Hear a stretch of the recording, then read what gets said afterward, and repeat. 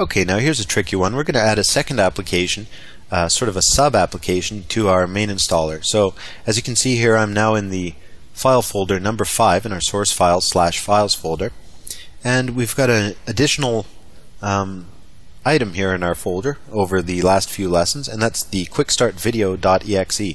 And if you run that, I don't know how this will show up on the tutorial video. Let's take a look at how we can use our Indigo Rose software. But as you can see here on the screen, hopefully, it's running an instructional video for using our forum feed application.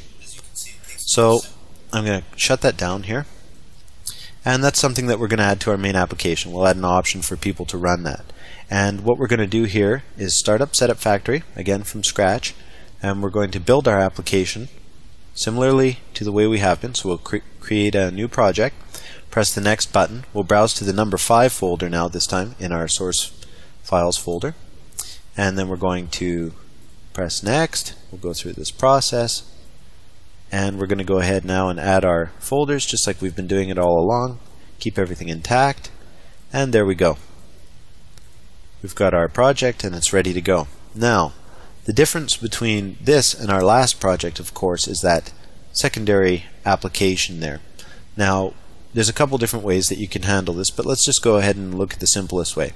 What we're going to do here is sort of amalgamate what we've been learning all along as we go too. So let's go ahead and add a desktop shortcut for our application by double-clicking on IR Forum Exe, going into the Shortcuts tab, clicking on the desktop checkbox, and then changing the description.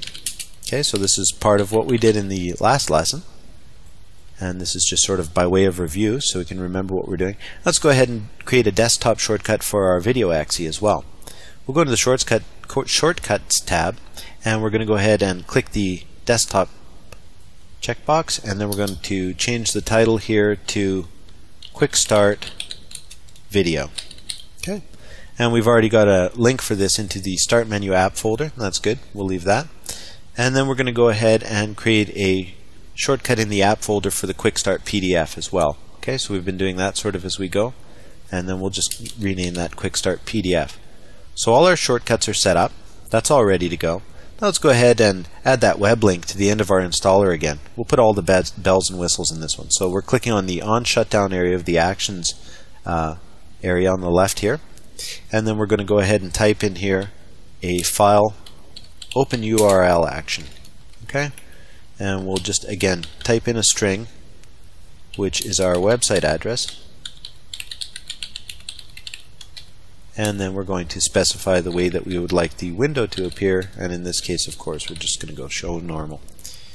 Okay, there we go. Now we've set this up so that when we install this, people are actually going to be able to run that Quick Start video from the program menu or from the desktop shortcut that appears afterwards. So let's go ahead and build this and take a look at how it works.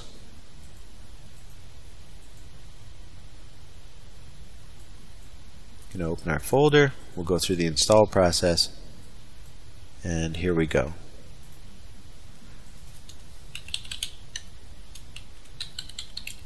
Oops.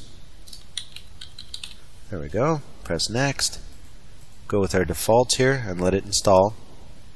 And as you can see, our website opens up because we put our web link at the end of the installer. So that's great, we know that's working. Now let's go ahead onto our desktop and take a look at what we've got there. We've got a couple of different shortcuts here. We've got one to our main application and one to this video. Let's go ahead and click the video shortcut and see what happens. As you can see, it starts up our training video perfectly well, and everything's perfect. Okay, so that's our secondary application added. Now let's look in our program menu. Under Headline Grabber, you can see there's a whole bunch of stuff now. We've got the Headline Grabber, the Quick Start PDF, the Quick Start Video, and the uninstall link. If we click on the Quick Start Video, again, it opens up and everything's perfect. Now, in the next lesson, we're going to go ahead and add a new level of complexity to this. We're going to make that video portion of the install optional by creating what we call packages. Okay, so the user is going to be able to select at runtime whether or not they would like to install that video. So typically you see that with a lot of professional installers where they allow you to install a minimum package or a maximum package or a typical package or a custom package and so forth. So let's go ahead on to the next video lesson and take a look at that. But for now, that's a good example of how we would add a secondary application to our main installer.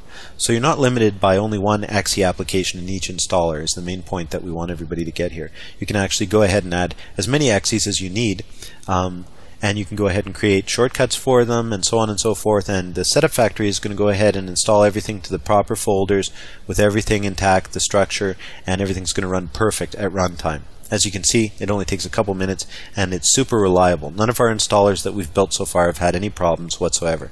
So let's go ahead on to the next video lesson where we will make the installation of this quick start video optional.